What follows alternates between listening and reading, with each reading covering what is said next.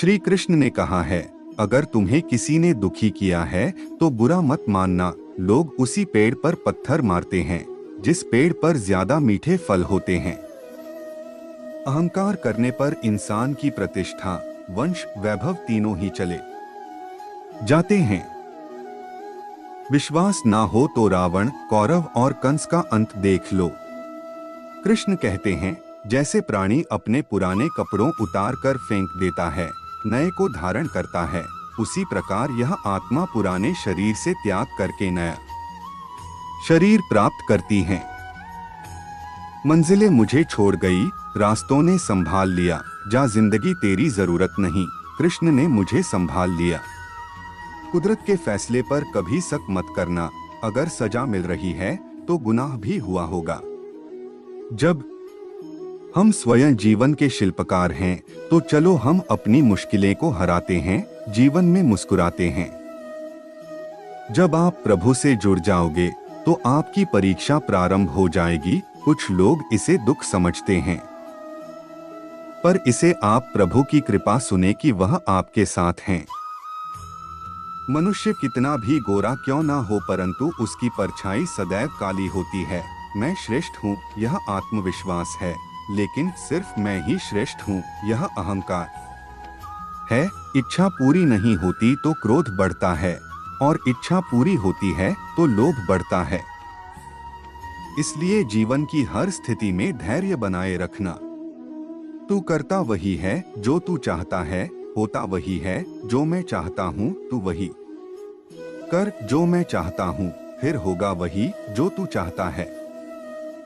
जीवन में आधे दुख इस वजह से आते हैं क्योंकि हमने उनसे आशाएं रखी जिनसे हमें नहीं रखनी चाहिए थी, और आधे दुख इस वजह से कि हमने उन लोगों पर संदेह किया जिन पर नहीं करना चाहिए था। अच्छी किस्मत के लोग थोड़ा भी बुरा होने पर भगवान को कोसते हैं, और बुरी किस्मत के लोग थोड़ा भी अच्छा होने पर भगवान का स्मरण और धन्यवाद करते हैं। मैंने पूछा, कैसे करूं तेरी पूजा? भगवान बोले, तू खुद मुस्कुरा और औरों को भी मुस्कुराने की वजह दे, बस हो गई मेरी पूजा। जो दूसरों की तकलीफों को समझते हैं, जिनमें दया है, दिल से अच्छे हैं, उन्हें दोबारा जन्म लेना नहीं पड़ता। आपके साथ अब तक जो हुआ अच्छे के लिए हुआ, आगे जो कुछ होगा अच्छे के लिए होगा। जो हो रहा है वो भी अच्छे के लिए हो रहा है, इसलिए हमेशा वर्तमान में जियो, भविष्य की चिंता मत करो। कृष्ण कहते हैं, यह बात हमेशा याद रखो, कैसे भी हालात हो, किसी प्रकार का अन्याय, पाप या किसी भी गलत बात का समर्थन नहीं करोगे, चाहे वह पति या पुत्र। कर्म का धर्म से अधिक महत्व है, क्योंकि धर्म करके भगवान से मांगना पड़ता है, पर कर्म करने पर भगवान स्वयं फल देता है। उससे मत डरो जो वास्तविक नहीं है, ना कभी था ना कभी होगा। जो वास्तविक है वो हमेशा था और उसे कभी नष्ट नहीं किया जा सकता। संबंध उसी आत्मा से जुड़ता है जिनका हमसे पिछले जन्मों का कोई रिश्ता होता है, वरना दुनिया के इस भीड़ में कौन किसको जानता है। जिंदगी के इस रण में खुद ही कृष्ण, खुद ही अर्जुन बनना पड़ता है। रोज अपना ही सारथी बनकर जीवन के महाभारत से लड़ना पड़ता है। खाली हाथ आए खाली हाथ वापस चले जाओगे।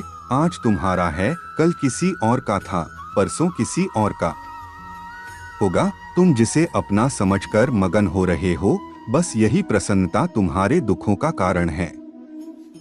कृष्ण जी कहते हैं, जिस व्यक्ति को आपकी कदर नहीं, उसके साथ खड़े रहने से अच्छा है आप अकेले खड़े रहे। याद रखना, अगर बुरे लोग समझने से समझ जाते तो बांसुरी बजाने वाला कभी महाभारत होने नहीं देता। जो एक गुनाह माफ ना करे वो है न्यायाधीश, जिसकी शरण में जाने से हजारों गुनाह माफ कर दे वो है द्वारिकाधीश। जय श्री कृष्ण। मनुष्य अपने विश्वास से निर्मित होता है, जैसा वो विश्वास करता है वैसा वो बन जाता है। व्यर्थ की चिंता और भय एक रोग के समान है जो आपकी आत्मीय शक्ति को छिन्न करती है। आप जीवन से कुछ नहीं सीखते हैं यदि आपको लगता है कि आप हर समय सही हैं। अगर तुमने राधा के कृष्ण के प्रति समर्पण को जान लिया तो तुमने प्यार को सच्चे अर्थों में जान लिया। मन में क्रोध रखने की अपेक्षा उसे तुरंत प्रकट कर देना अधिक अच्छा है, जैसे पल में जल जाना और देर तक सुलगने से अच्छा है। ये अवतार लिया था और अब आपका कार्य पूरा हो गया है। इसके बाद एक दिन सभी यदुवंशी प्रभास क्षेत्र यानी वर्तमान सोमनाथ मंदिर के पास स्थित समुद्र तट पर आए। यहीं यादवों में आपसी विवाद हो गया और वह एक दूसरे की मारने लगे। कुछ ही समय में सभी यदुवंशी काल के काल में समा गए। इस स्थिति को देखकर बलराम जी सागर तट पर बैठ गए। भगवान श्री कृष्ण और उनके सारथी दारुक ने देखा कि बलराम जी के मुख से एक विशाल नाग बाहर निकल रहा है। समुद्र उस नाग की स्तुति कर रहा है। कुछ ही समय में वह नाग सागर में समा गया। इस तरह बलराम, जो शेषनाग के अवतार थे, शरीर त्याग कर क्षीर सागर में चले गए।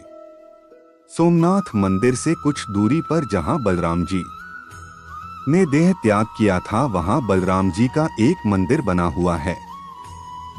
बलराम जी की देह त्याग के बाद भगवान श्री कृष्ण ने अपने सारथी से कहा कि अब मेरे भी जाने का समय हो गया है, इसलिए मैं योग में लीन होने जा रहा हूँ। द्वारिका में जो लोग बच गए हैं उन सभी को कह दो कि अर्जुन के आने के बाद वह द्वारिका को छोड़कर उनके साथ चले जाएं।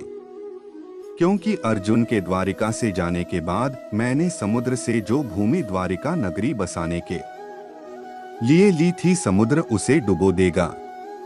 इसके बाद श्री कृष्ण योग में लीन गए और जरा नामक शिकारी ने भगवान श्री कृष्ण के पैर को मृग की आंख समझकर दूर से बाण चला दिया। इस बाण के लगते ही भगवान मूर्छित हो गए। जरा ने जब श्री कृष्ण को देखा तो काफी घबरा गया और अपराध बोध से दुखी हो गया। भगवान श्री कृष्ण ने तब जरा को समझाया कि यह तो मेरे विधान से ही रचा हुआ था। मैंने स्वयं ही अपने देह त्याग के लिए इस विधि को चुना था, क्योंकि तुम्हारे पूर्वजन्म का ऋण था मुझ पर। जरा पूर्वजन्म में बाली था जिसका वध भगवान राम ने किया था। राधा कृष्ण क्यों नहीं मिल पाए? गर्ग संहिता के गोलोका कांड में देवर्षि नारद और मिथिला नरेश के बीच का संवाद बताया गया है।